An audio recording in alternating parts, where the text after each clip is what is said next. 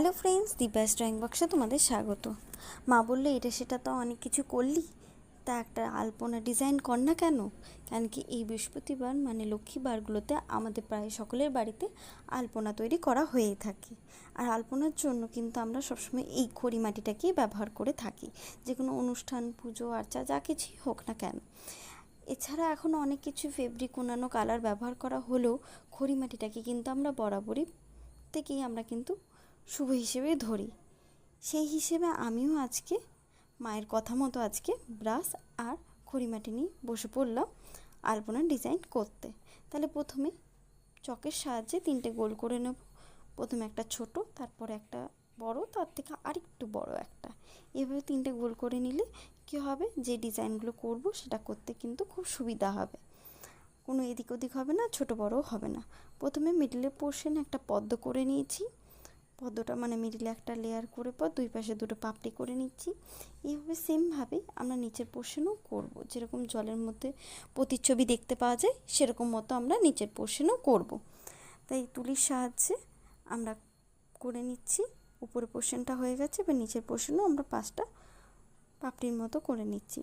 মিডিলে আর কিছু করব না, তাই জন্য এটাকে একটু বড় করে করেছি, বেশি ছোট কিন্তু করিনি। এখানে রাউন্ড ব্রাশটা ইউজ করেছি 6, রাউন্ড ব্রাশ 6-এর। প্রথমে একটু সরু করে টেনে পর নিচ দিকটা ফ্ল্যাট করলে কিন্তু হয়ে যাবে। এভাবে লেয়ারটা করে নেওয়া হয়ে গেলে এবার আমরা দ্বিতীয় দিকে এগোবো। এবার দ্বিতীয় দিকটা করার জন্য একটু সার্কেল সার্কেল সার্কেল সার্কেল করে পুরোটাতে করে নিতে হবে ব্রাশের সাহায্যে। আর ওই যে লেয়ারটা দেওয়া হয়েছে, যে প্রথমে চক দিয়ে করে নিয়েছিলাম 2 নম্বর লেয়ারটা, সেই জন্য সেই লেয়ারটা করার ফলে আমাদের কি হচ্ছে, আপ ডাউন কোনো কিছু হবে না, সব ঠিক মতো হবে। তোমরা যদি এরকম করে নাও তাহলে তোমাদেরও কিন্তু অনেক সুবিধাই হবে। কারণ কি ছোটো বড়ো যদি হয়ে যায় তাহলে কিন্তু ঠিক ভালো লাগে না, তাই জন্য তোমরা এরকম করে নেবে, তোমাদেরও কিন্তু খুব সুন্দর হয়ে যাবে। এটা করা হয়ে গেলে আমরা যে লেয়ারটা করেছিলাম চকটা দিয়ে, সেটাতে এবার তুলি বুলিয়ে দিতে হবে। এরপর যে 3 নম্বর লেয়ারটা ছিল সেটার মধ্যে প্রথমে একটু কলকা করে নিচ্ছি। কলকাটা প্রথমে যে ডিজাইনটা করছি সেটা ডান পাশ থেকে করা হয়ে গেলে নিচের দিকে ডান দিক, বাঁ দিক, উপর নিচ সব দিকটাই কিন্তু আগে করে নেব। তারপরে যে ফাঁকা জায়গাগুলো রয়েছে সেই জায়গাগুলো আমরা ভর্তি করব। তাই 4 দিকে 4টে আগে করে নেব, তাহলে আমাদের বুঝতে সুবিধা হবে যে কটা হবে আর কতটা দূরত্বে হবে। আর যদি আমরা পরপর করে যাই অনেক সময় কিন্তু বুঝতে অসুবিধা হয়। তাই দেখো সেই কথা মতো 4 দিকে 4টে করা হয়ে গেলে দেখবি মিডলে পোর্শনগুলো ফাঁকা থেকে যাচ্ছে, যেরকম আমরা ভূগোলে তো পড়েই থেকেছি পূর্ব পশ্চিম উত্তর দক্ষিণ, সেই রকম মতো আগে পূর্ব পশ্চিম উত্তর দক্ষিণটাকে করে নিলে আমাদের পরের লেয়ারগুলো সুবিধা হবে।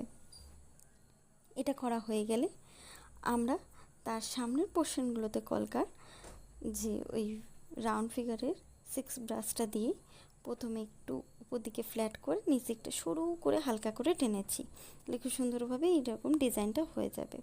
আর মিডল পোর্শনে একটু গোল করে দিচ্ছি, খড়িমাটিটা দিয়ে একটু ড্যাপ করলেই কিন্তু ওই গোলটা খুব সুন্দরভাবে হয়ে যাবে। এভাবে প্রত্যেকটাতেই করে নিতে হবে, আস্তে আস্তে দেখো কোনো অসুবিধা হবে না। এরপর আবার যে পেছনের পোর্শনটা ছিল, যে খালি জায়গাটা আমরা বুঝতেই পারছি একটা জায়গা আছে, সেই জায়গাটার জন্য আবার ওই খড়িমাটি নিয়ে ব্রাশে করে আবার উপর দিকে একটু সরু করে তারপর আবার ফ্ল্যাট করে আবারও একটু সরু করে টেনে দিতে হবে। এরকমভাবে টানলে কিন্তু খুব সুবিধা হবে। আচ্ছা, এই কথা বলতে বলতে তোমাদের সাথে ভাবলাম একটা প্রশ্ন করা যাক। তোমরা বলতে পারবে আমাদের দেশের জাতীয় ফুল কী? যদি জেনে থাকো তাহলে কমেন্ট বক্সে লিখে পাঠিও। এটা হয়ে গেলে এবার লাস্টের লেয়ারটা করব। লাস্টের লেয়ারটার জন্য প্রথমে একটা খড়িমাটি দিয়ে লেয়ারটা এঁকে নেব, চকটা মুছে যাবে, চকটার উপরটা দিয়ে করতে হবে, তার উপরে আরেকটা লেয়ার করে নিচ্ছি। করা হয়ে গেলে আমি দেখলাম একটু ফাঁকা ফাঁকা জায়গা লাগছে ভেতরটাতে, তাই একটু করে সার্কেল মতো করে দিলাম। একবার ঘোরালেই কিন্তু ওই সার্কেলটা হয়ে যাবে। এইভাবে লাস্টের যে লেয়ারটা রয়েছে সেটাতে আর কোনো গোল বা কিছুই করতে হবে না, আস্তে আস্তে একটু কলকার মতো করে নিচ্ছি। প্রত্যেকটাতে করে নেবো, এখানে উত্তর পূর্ব এরকম কোনো কিছুই বা দক্ষিণ কিছুই করতে হবে না, পরপর করে যেতে হবে। কারণ কি অত্যন্ত ছোট আর যদি বড় হতো তাহলে কিন্তু আমাদের চারদিকে চারটাকে করে নিতে হতো, কিন্তু এটাতে ওরকমের কিছু দরকার নেই। এভাবে প্রত্যেকটা হয়ে গেলে মিডলের পোর্শনটা খালি রয়েছে সেখানে একটা সোজা লাইন টেনে গোলের মতো করে দিতে হবে। তাহলে খুব সুন্দরভাবে পুরোটা ফিল হয়ে যাচ্ছে, কোনো অংশ ফাঁকা থাকবে না। আস্তে আস্তে এরকম সব কটা হয়ে গেলেই আমাদের আলপনা কমপ্লিট।